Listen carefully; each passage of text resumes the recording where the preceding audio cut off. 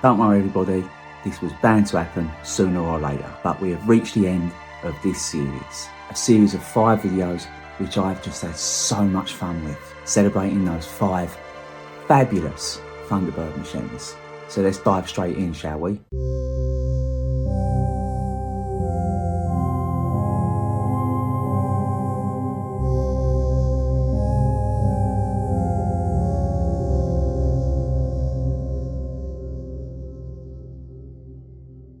So, Thunderbird 1, everybody's full favourite Thunderbird machine. And if you disagree with me on that, I don't care, it's the last episode.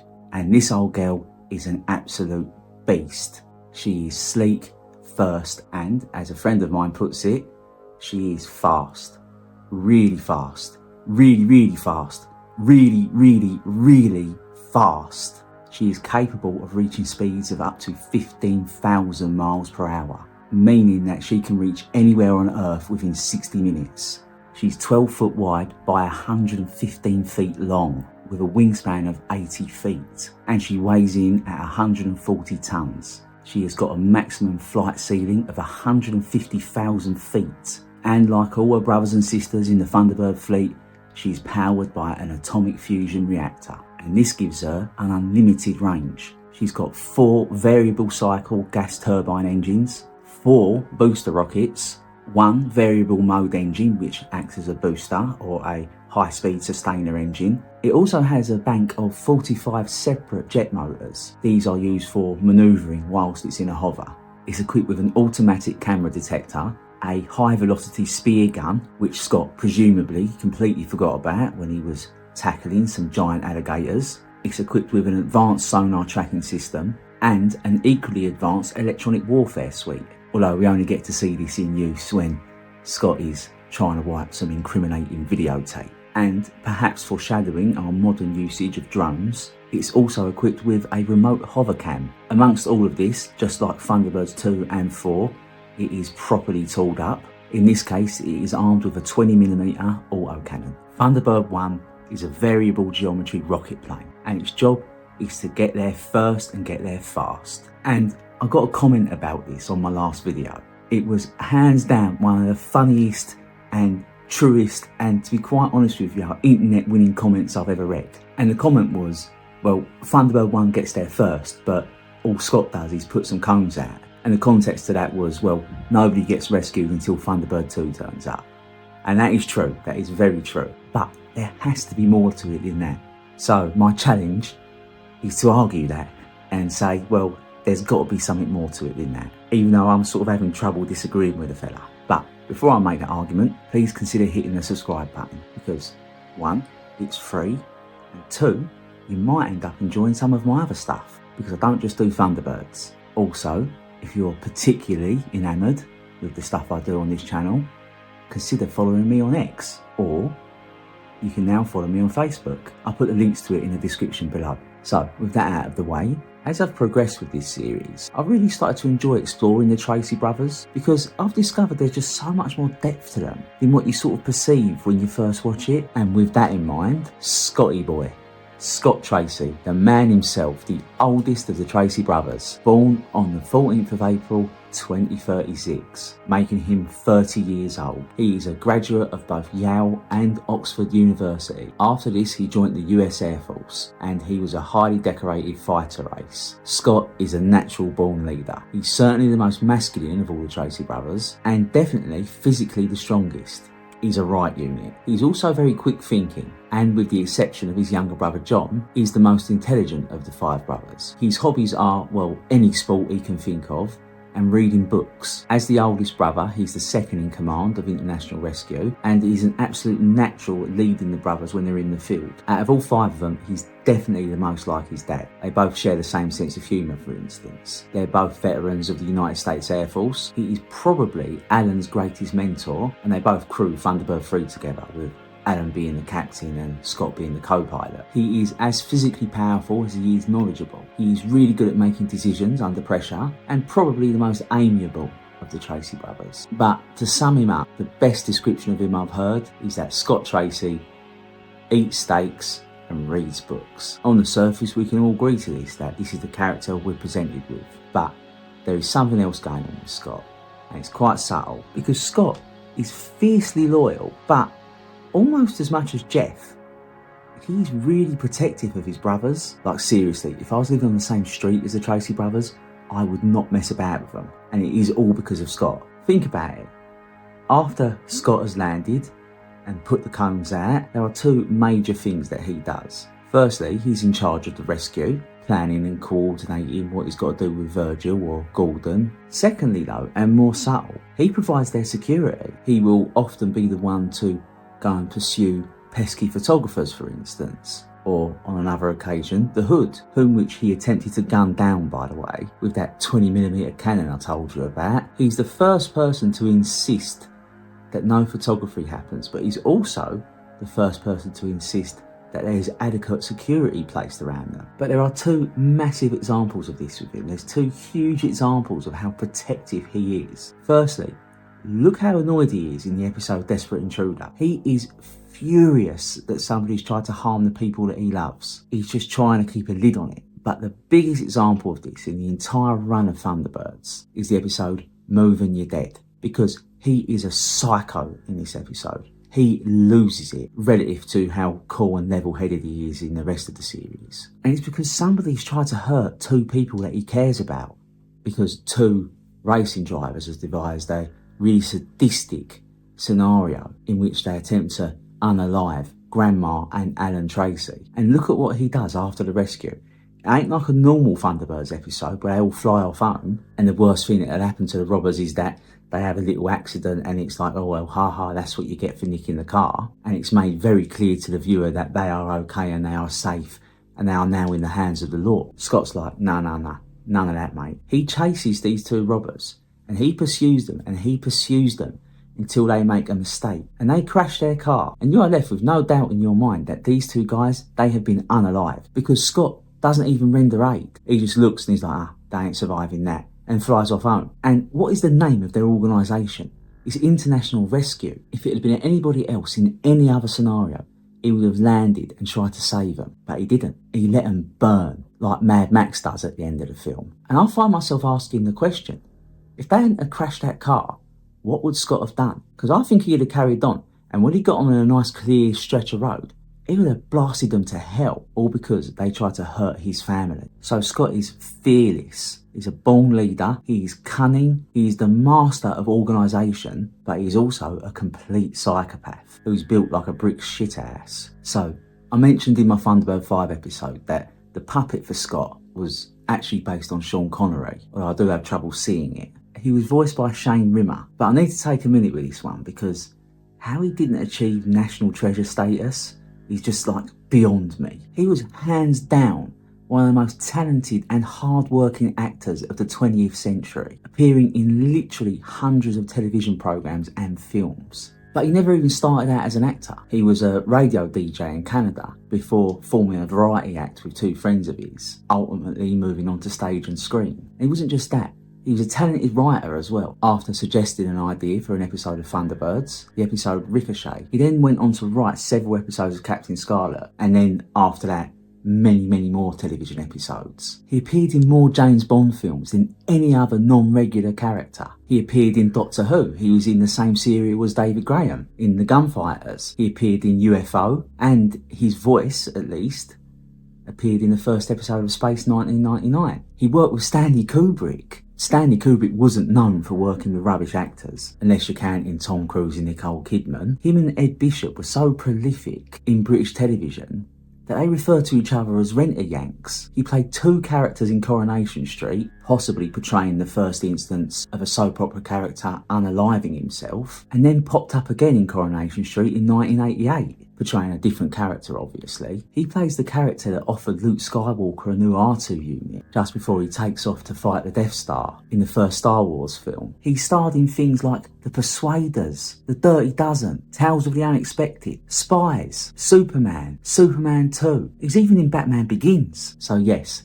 that man was a national treasure for both the UK and Canada. But Thunderbird 1, why is it great? Well, I can't make an episode of this without talking about a launch sequence. And Thunderbird 1 has got one of the best, a Upon hearing that there's some shit going down somewhere in the world, Jeff will scramble the Tracy brothers. Scott will go over to a picture on the wall and he'll place his back to it. The entire wall will then rotate around. Scott will then step onto a moving platform. This platform will then insert him straight into Thunderbird 1. And upon taking his seat, Thunderbird 1 will then descend. It will go down a ramp and emerge into its launch silo, which is placed directly under the swimming pool. The swimming pool then slides open, enabling Scott to blast off. So in my Thunderbirds 2 episode, I spoke about the importance of these launch sequences and just why they were so wildly elaborate. Well, Thunderbird 1 does all of that and then some, because it's doing something quite subtle. Bear with, I'll explain. So there are a few factors we need to take into account. When Thunderbirds was written and produced,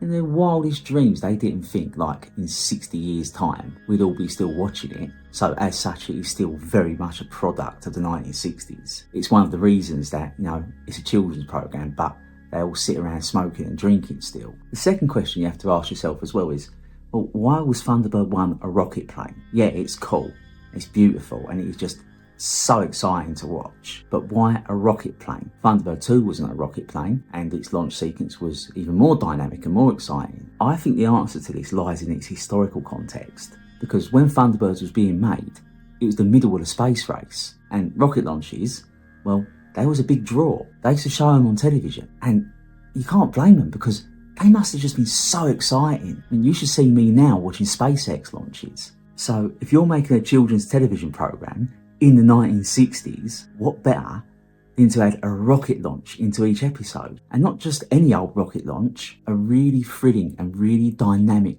action sequence set to some incredible music every week without fail. And even if Thunderbird 1 doesn't launch, it's only because Scott's busy launching Thunderbird 3. This is just another thing that makes Thunderbirds great. And it also helps rehabilitate Thunderbird 1 a little bit. So in universe, Thunderbird 1 was designed by brains. But in the real world, it was designed by Derek Meddings, who created a basic design for it and then handed it off to Mike Trim to finish off, who then handed it to Brian Johnson to bring to life. I've mentioned before, Mike Trim is a diabolical genius, but the other two were as well. Thunderbirds and much of the Gerry Anderson stuff just would not be the same without these three. And I would argue it would have been impossible to put it off without them. And they was all led a bit of a dog's life as well while they were filming it. Apparently it would happen quite often that they'd be sat there ready to go to lunch when some spotty little runner comes into the room clutching a half-destroyed model of Thunderbird 2 or something, and they'll tell them that, hey, we need this model fixed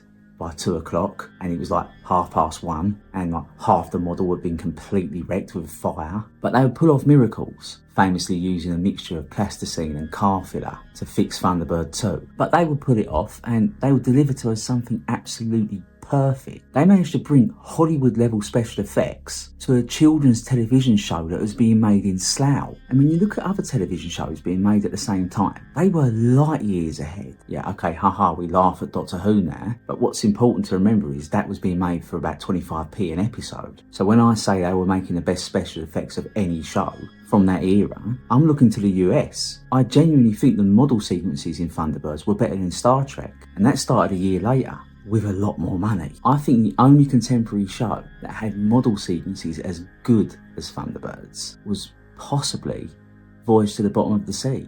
Ask yourself this question: what was the gold standard for special effects starting in the 1960s and going forward about another 20 years until the advent of CGI? It was 2001: A Space Odyssey for model work, and for action sequences it was the James Bond series. Brian Johnson went to work on 2001: A Space Odyssey, and Derek Meddings went on to choreograph all of the action scenes in the James Bond series.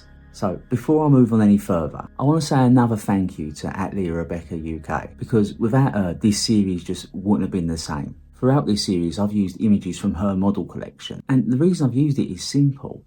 Well, her collection is one of the finest collections of science fiction models I have ever seen. I saw a picture somebody shared on Reddit the other day, and it was a collection of exhibits from a Gerry Anderson show up at the NEC, and they just didn't look half as good as her stuff. Her collection is museum quality, so go and give her a follow. She's on Twitter /X, and her name is @Leah Rebecca UK. And once again, Leah, thank you. I'll put a link to her Twitter in the description below. So back to Thunderbird 1.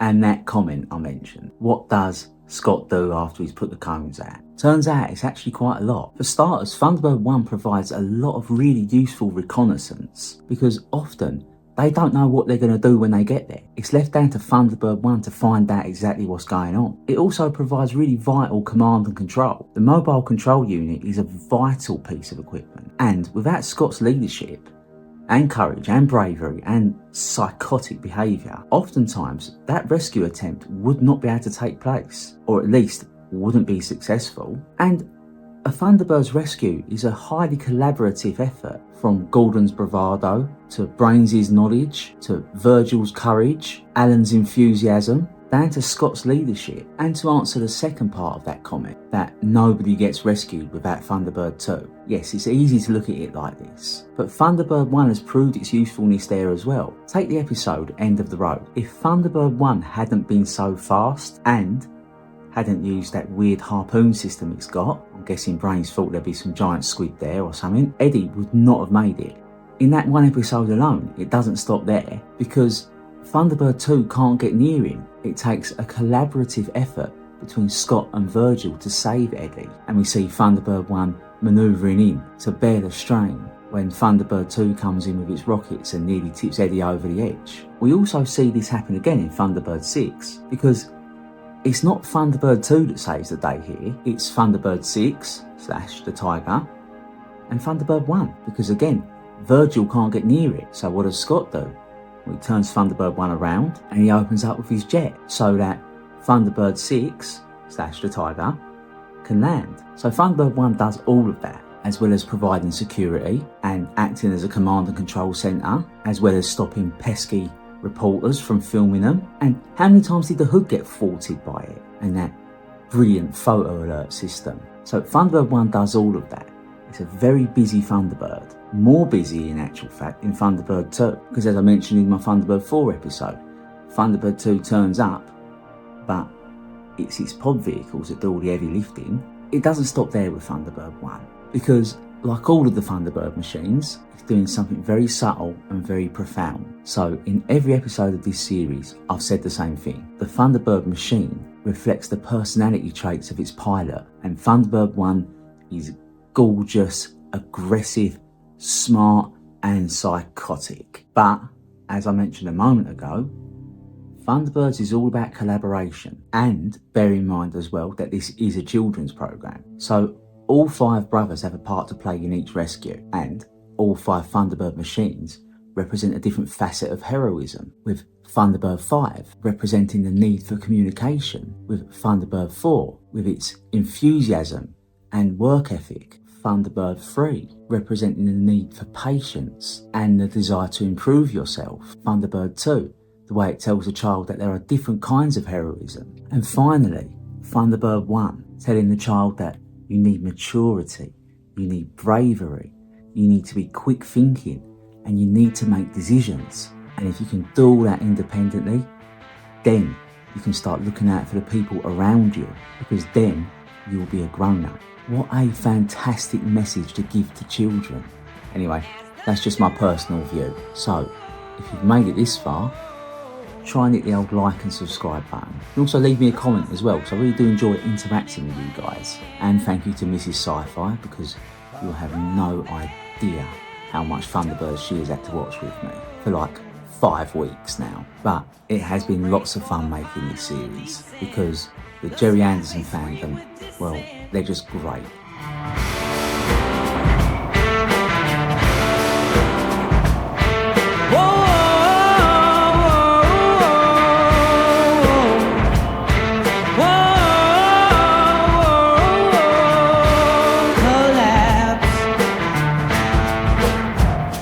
Sounds like the end of the world. Flames dancing wild unfurled.